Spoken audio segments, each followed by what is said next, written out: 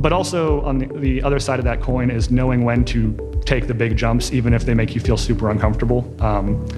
It was terrifying to buy a 15-kilo production roaster that cost more than my car at the time. But I knew that it wasn't like a sort of spontaneous all right, let's just do it. It was more of well, if we want to get to where we're going, we have to do this at some point. Can we afford to do it now? Risk mitigation stuff. But at the end of the day, there's still that, you cut the check and now you got to figure it out. So just knowing how to sort of ride that line between the two extremes is, I think, really important, and sort of how we got here when we got here. So this is Pittsburgh, a place where a rich heritage of making things and a fierce independent nature come together to create a thriving entrepreneurial community. Whether you're a small business owner looking for ideas or inspiration, or you're an enthusiastic supporter of local businesses, you'll find it here. I'm your host, Darin Vilano, and this is the Proprietors of Pittsburgh podcast.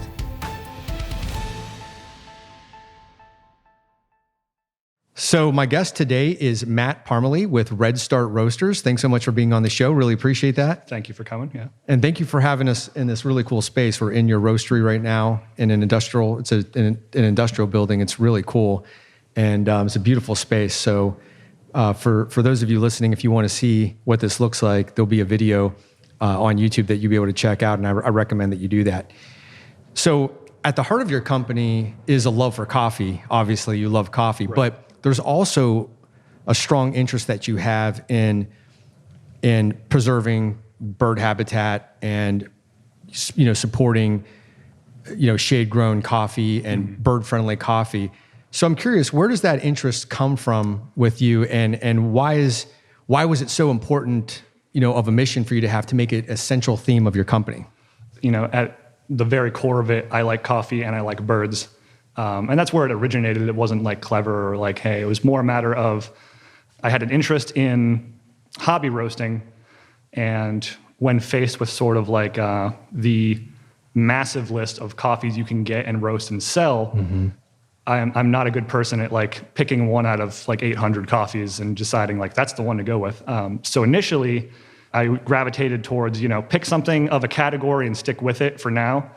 And that's when I sort of ran across the Smithsonian bird-friendly certification, and that seemed like a perfect fit, and it sort of was a framework to hang the rest of our stuff on until such a time that we could sort of back up from it a little bit as a hard requirement. So you loved birds, so that was naturally there, it sounds like. And then when looking at this vast array of choices, focusing in on those types of farmers and those types of bean varieties that were coming from bird-friendly farms was a way for you to narrow the field, it seems like a little bit too. Absolutely. Focus you a little bit, and you're like, okay, I came across this group, and they're putting sort of their stamp of approval on some farmers and some growers, and this becomes a way for me to narrow my focus, and also it's focusing on something that I care about. Exactly. and that I love at the same time. Right. It definitely made getting the ball rolling much, much easier, because when you have a concept like that and you just run with it, it informs your branding, it informs your direction.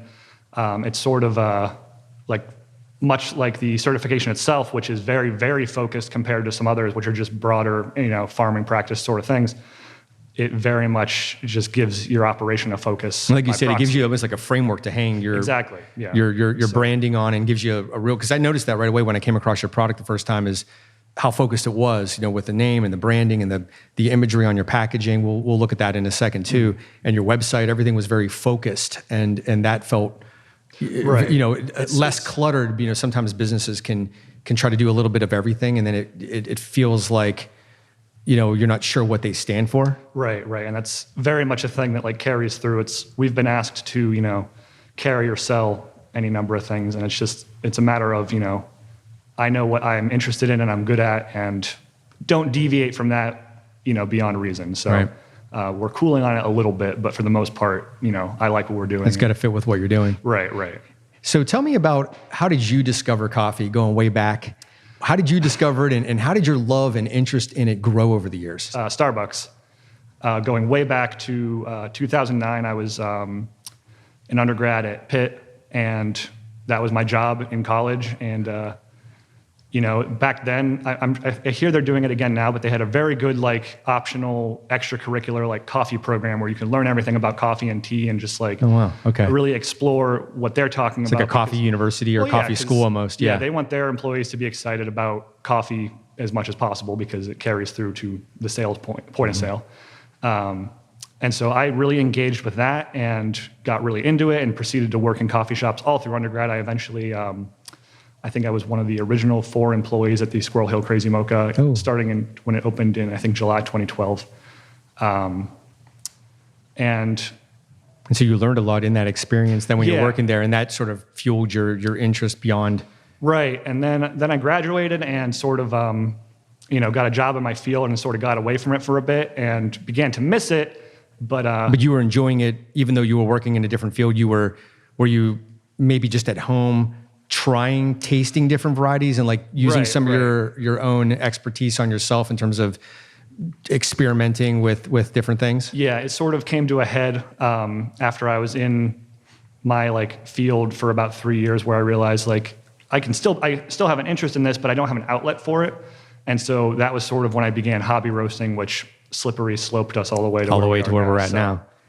So in what ways do you hope that Redstart Roasters will add to the coffee culture and the coffee landscape here in Pittsburgh? What are you adding to the picture? So we're trying to strike a balance between, there are lots of like, for example, fundraising or charity coffees out there. And there are lots even more like third wave specialty coffee stuff. We're trying to strike a balance where, I mean, at its core, we are just as much coffee for coffee people as we are coffee for bird people.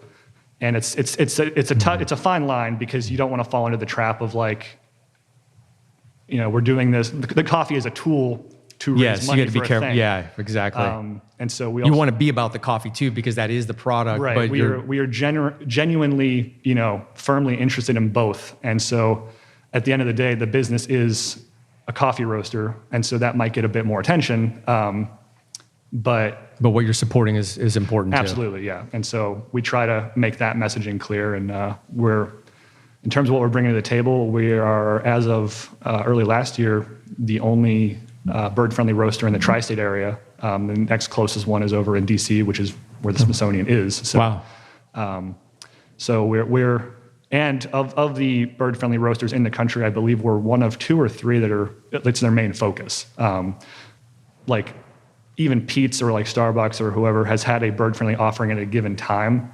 Gotcha. But it being our... Yeah, I've seen it from time to time pop up in places, but it's sort of like a come and go thing. Right. Where yours really, it's a central permanent thing. Yeah, we maintain that at any given time, at least like 51% of our offerings hold the certification. And right now, I think out of 7 coffees, 6 have it. So, Speaking of supporting the nonprofits and the groups, you do partner with and support various groups, local and national. Mm-hmm. Local is the National Aviary, for example. National would be the Smithsonian. Right.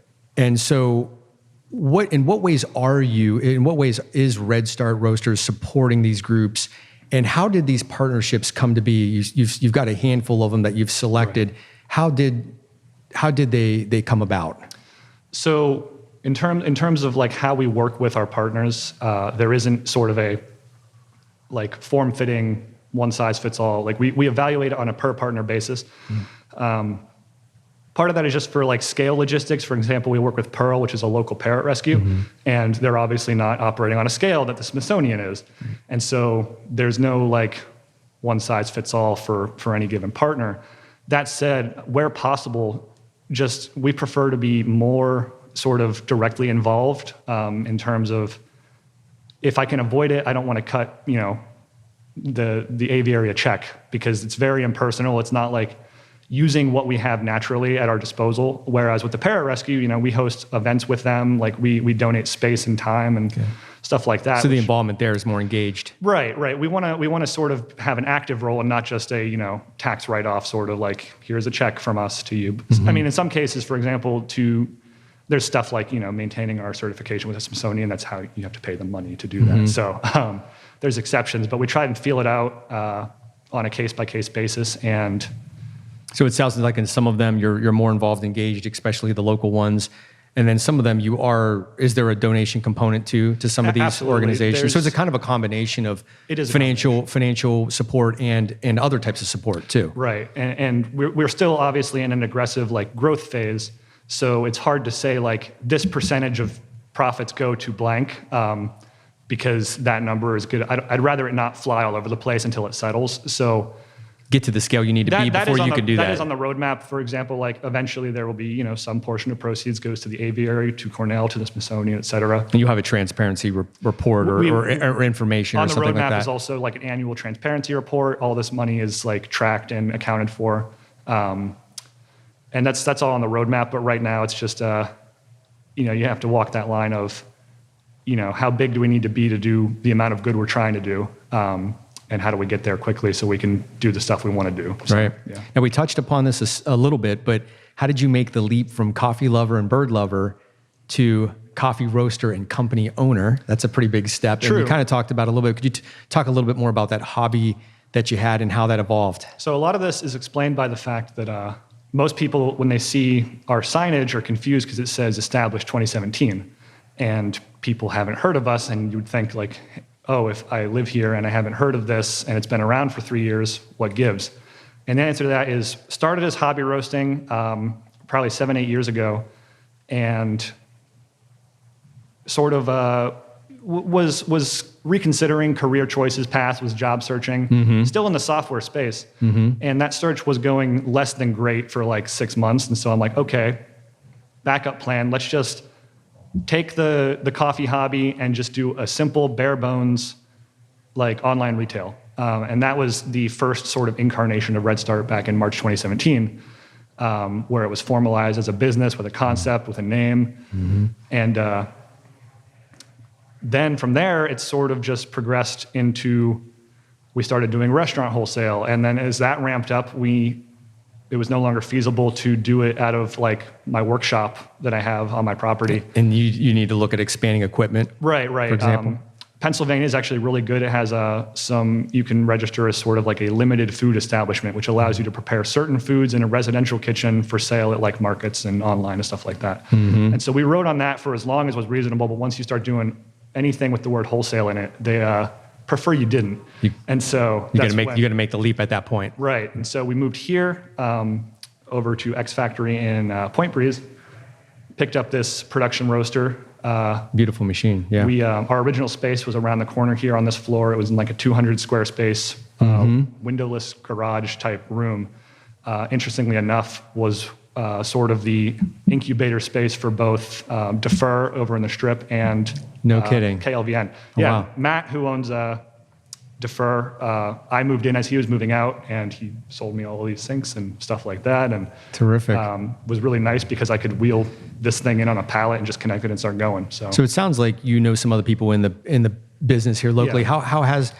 How is the local coffee roasting community? Is it a pretty small group? And it's small relative to other cities. I sort of see it as like coffee-wise, it feels like we're at like Chicago 5 years ago. Chicago is like my favorite coffee city at the moment. It's just Pittsburgh, but more. And everyone's like super interested in it. The city's not known for it, which sort of like makes them strive to like do better because, Portland, you get complacent. And, so, right. But no, everyone has been just amazingly nice. Like I wasn't sure because I've never owned a business before. Getting into it, I was like, oh, all of my competitors are going to be mean to me, and like, but no, it's a very collaborative and like welcoming. That's nice to know that that's the culture, that people are friendly. I can't attest for how cafe owners feel about each other, but at least the roasters are all cool. So I heard the same thing when in the last season of my podcast, I interviewed pizza shop owners, and I heard the same thing.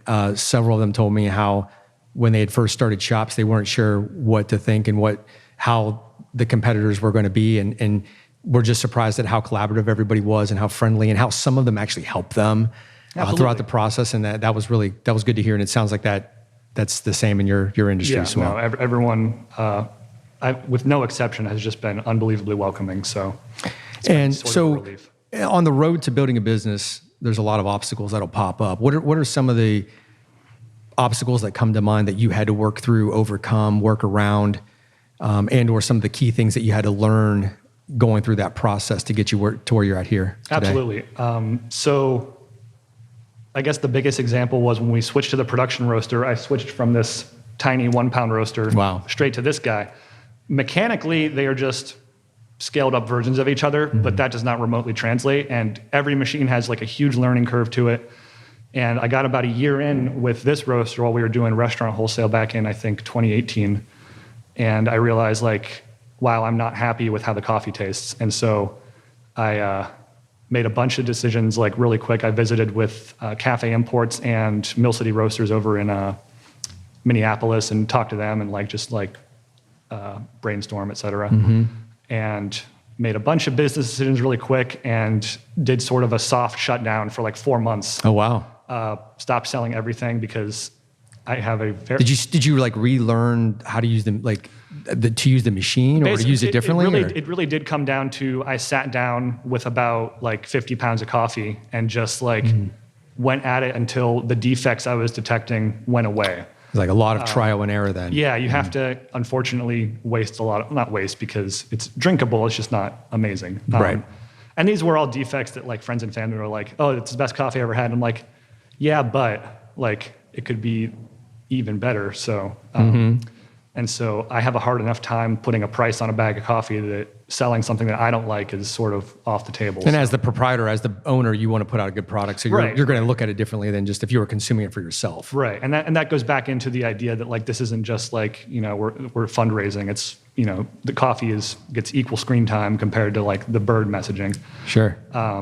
And so that's when, after that ended, I figured out what I was doing wrong, corrected, everything started tasting good to the point where I wanted to drink it and it was great. That's when we sort of did our soft relaunch a year ago, like January 2019, which is when people started hearing of us because we were having more public engagement from that point forward. Yeah, so. I think that takes a lot of courage too to stop what you're doing, retool, retrain, relearn, experiment, get it right, and come back online. A lot of people wouldn't do that. Probably made it easier that you were newer and smaller. You know, if you were 10 years into it, you might not shut down your whole operation, but that still says a lot that you were willing to do that you cared enough about the product that you wanted to put out the highest quality product that you could. And I'm super thankful to the wholesale accounts we had at the time, like super understanding. And up until that point, they were happy with the coffee. They facilitated us taking that break and improving quality and all that stuff. So we sort of got fortunate in that regard. That's great. Yeah. Speaking of roasting, where did you learn how to do it? Is it the kind of thing that's self-taught, experimental? Did you take is it research and learning online or did you train under somebody? How do you get to be, you know, to the point where you're at now where you've sort of excelled and how to do it? I would say the industry standard by and large is to apprentice under another roaster.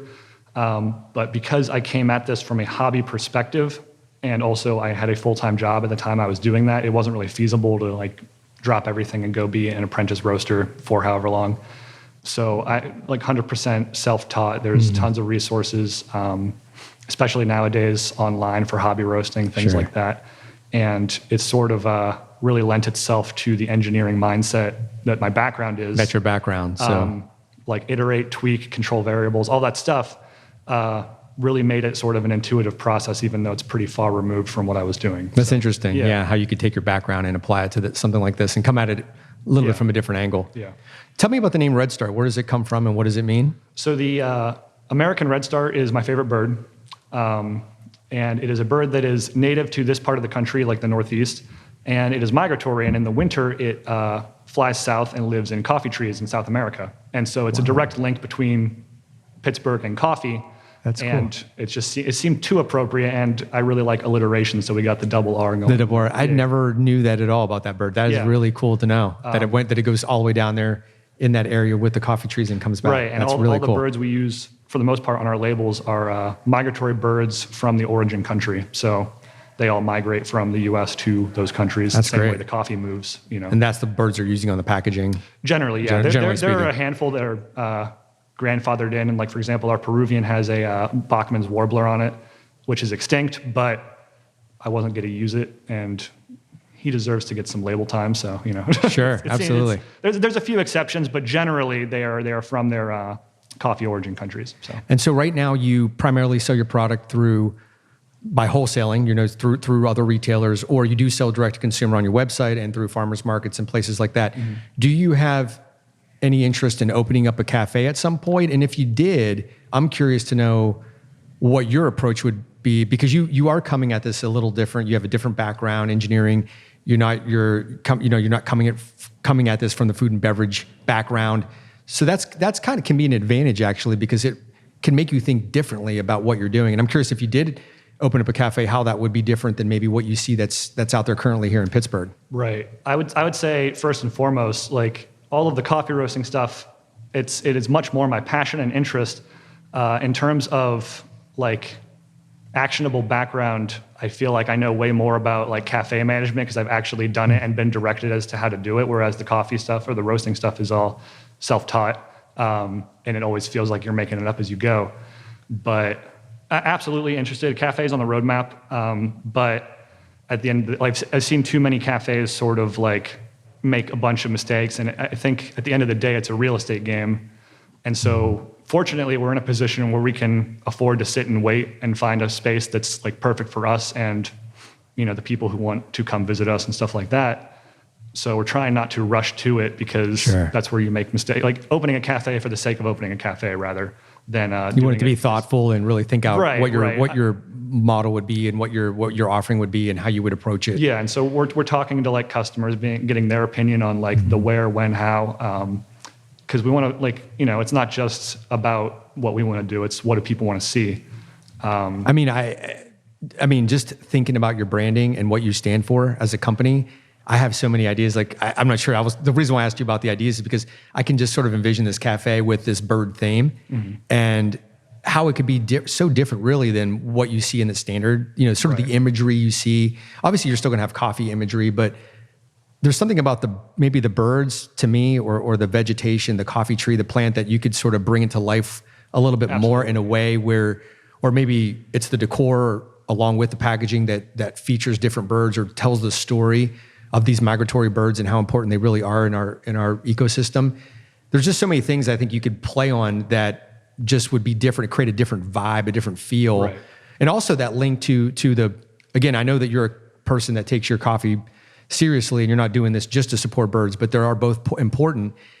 I could see people really connecting with, the aviary or even some of these other groups that you've partnered with and that feel good, because we buy coffee, you could buy coffee anywhere, let's be honest, but when you do it and you're maybe supporting something in the process of doing that, that there's something else that sort of sparks with some people. And I could see that really playing into the whole imagery of what the cafe could look like. And that's part of why I love the Smithsonian certification so much, is that it is so focused, going back to that, rather people know that they feel like they should buy fair trade coffee, but it's hard to articulate what that means and why you're doing it. Whereas the bird friendly certification, it's not solely about birds. It's taking a complex problem that's like ecological, political, geographical, and just sort of focusing it down to migratory birds, which is a digestible thing for people, and sort of contextualizes the rest of that story. And so that's sort of how, we try to mirror that in our operation, where it's like, this looks simple and can be as complicated as you would like it to be. Sometimes when you're working in a business like this, like you're a coffee roaster and you're around this every day, there could be sometimes you could feel like, well, people already sort of understand what fair trade means, or they understand what bird-friendly coffee means. And you can a little bit sort of understand it, but I've been around coffee for a long time, and I've been drinking it for a long time, and I've supported lots of local businesses as well as the bigger ones, and I know a little bit about it too, but there's still a lot that I don't know. And I could see your brand, whether it's on a wholesale perspective or if it's in a cafe, there's a platform there to really educate people on what really does this mean, and who are these farmers that I'm working with, and being able to tell their story. I think sort of infusing that brings it to a different level. And there's some people that they just want to get their coffee in the morning, they want to go to work, they don't really care. Right. But sometimes those people, when they have a minute to slow down and they're not in a rush to get to work, they mosey on into the coffee shop and they have a minute to read or to look at what's written on the wall, or to think a little more deeply about what they're drinking. And I think that's the opportunity to catch them and educate them and spark that interest. And it's not just, hey, it's just another cup of coffee. Right. And that, fortunately, we have something for both of those types of people. But no, it's definitely just and you're not alone in not like being familiar with the bird friendly thing. Like we go to lots of trade shows, talk to roasters from all over the world, country, et cetera. And a surprising majority have never heard of it. Right. It's been around since 1998. It's up there with fair trade, USDA organic, et cetera. You know what I think it is too, Matt, is like, we're not thinking like, that's one way to do it. And then another way to do it is probably this more industrial method where they're clearing and probably planting whole rows of coffee trees or whatever they're doing to get mass produced coffee that's probably lower quality and it's harmful to the environment. And so, I think there is an opportunity to teach just because we've become disconnected from it. Yeah, I think a big part of that is people sort of just avoid learning that stuff because you see a large part of the time the answer is unpleasant. Sure, you don't want to think about it, right? And I think with coffee it's much more accessible because even in the farms that do clear cut and they do ultimately replant and create ecosystems, so it's not 100% destructive even when it's done wrong. So it's a bit more like, easier to digest than, going back to, where does your meat come from, et cetera. It's not as upsetting to people to find out if their coffee isn't doing the best that it can do, but also conveying that it should. That's a good point. Now, on your website, it looks like you have, I think, 8 or so varieties now for sale. Right. Mm-hmm. Could you tell me what goes into the process of selecting those coffee? Like, how do those coffees actually end up for sale in your lineup from the very, very beginning of researching and figuring it out all the way to where it's in a package? That's a pretty big process. I'm curious what sort of are some of the major steps? And then also, how long does that take from discovery to serving it up for somebody? Right. How long does that take? It's worth noting that this process is going to vary for every single roaster out there. But our approach generally, first of all, we sort of have 2 different kinds of things. There's the bird-friendly certified stuff, and there's the stuff that isn't, which is more specialty, higher-end sort of stuff. The bird-friendly stuff, unfortunately and fortunately, there's not that much of, so we can actually afford to get samples of all of it all the time whenever it comes into the country. There's only a handful at any given time. So for that stuff, we get to try all of it, which is cool. We have a sample roaster there, which can do like 50-gram samples, which is enough for like a batch of coffee and just try it. And so we have close relationships with like several importers, and they know whenever some of this stuff comes in, just go ahead and send us a pound of it to try. And then we just do our usual R&D, roast it a few different ways, like find out what's in there. Because like the first test, you roast super light because you want to taste everything, good and bad. And then you decide, what do we want to bring out? What do we want to hide? Gotcha. And then there's just the experience of knowing how to make those changes. So you're actually testing this or tasting it multiple times with varying degrees of roasting. Yeah, just seeing how it reacts. Yeah. Gotcha. Okay. Because you can't bring out something that isn't there, but you can highlight and hide things. So that's a big part of it. And then, if that goes well and it's different enough from our other offerings, because I don't want to like have any 2 things that are super similar, and it's good, then we move forward with it. And I'd say this process, like the onboarding generally takes 2 to 3 weeks. We've certainly done it faster in response to events that have just sold all of our stuff, and we needed, first thing Monday, like we don't have any coffee. We need to, make this happen quickly. So there's a degree of like, fingers crossed, blind buying that goes into it. Trying things and seeing. Right. So far, it's always, because a bag of coffee at this scale is a commitment because they're like 150-pound bags, which is like $400 to $600 investment. And so you don't want to be sitting on something that's terrible. So that's always a scary thing to have to do, but we've done it to good effect a number of times. For the non-certified specialty coffees, we keep to a much tighter rotation. So we only buy 1 bag at a time. For example, like if we find an Ethiopian that we like, we'll buy 1 bag, and when it's gone, we pick a different one.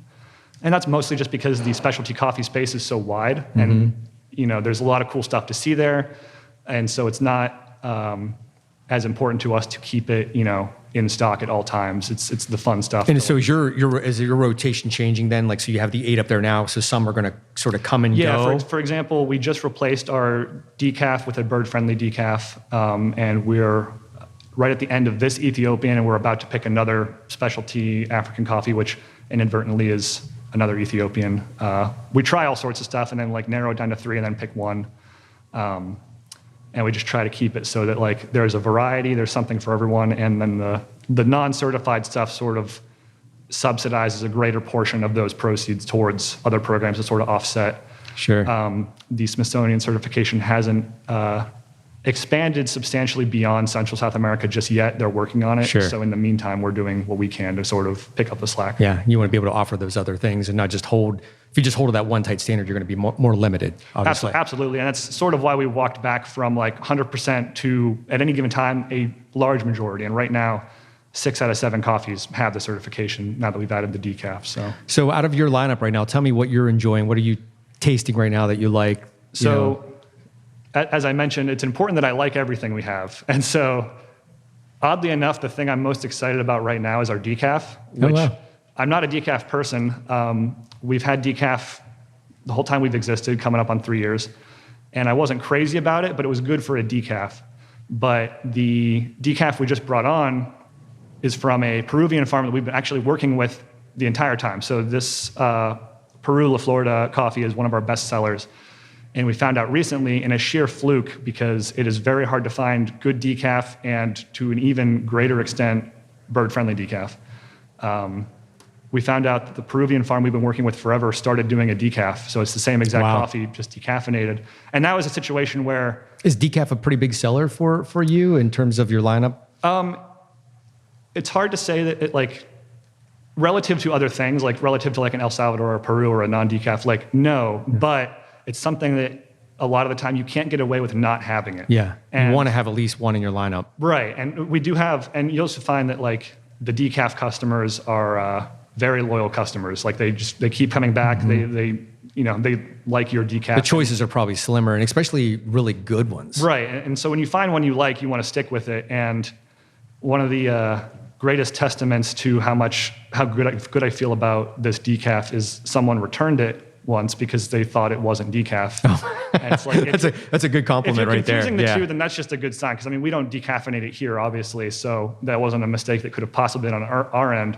And so it was just like sort of an affirmation that we were on the right track. So, right.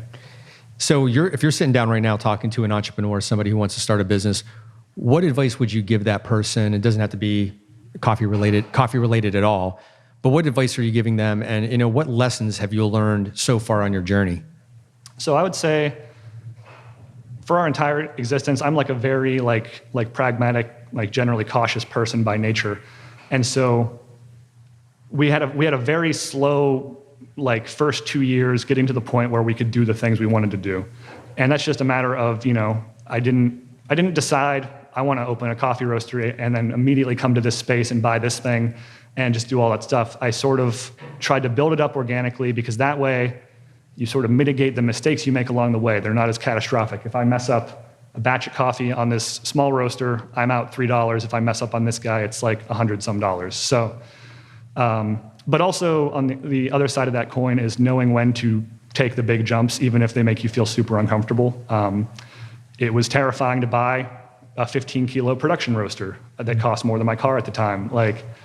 But I knew that it wasn't like a sort of spontaneous all right, let's just do it. It was more of like well, if we want to get to where we're going, we have to do this at some point. Can we afford to do it now? Risk mitigation stuff. But at the end of the day, there's still that, you cut the check and now you got to figure it out. So just knowing how to sort of ride that line between the two extremes is, I think, really important and sort of how we got here when we got here. So great. Matt, thanks so much for being on the show and sharing everything you have with us about the coffee and your great space here. Looking forward to tasting some here in a second. Thanks so much. Absolutely. Thank you. Yep. Hey, everyone. I hope you enjoyed this episode. Please do me and the Pittsburgh small business community a huge favor by giving it a rating on your favorite podcast app. It really helps others to find the show so that we can continue to build our community. If you haven't subscribed yet, please do. And if you know someone who should be on the podcast or you'd like to connect with me, you can reach me at proprietorsofpittsburgh.com or at 412-336-8247. I'm Darin Vilano, and this is the Proprietors of Pittsburgh podcast. Take care.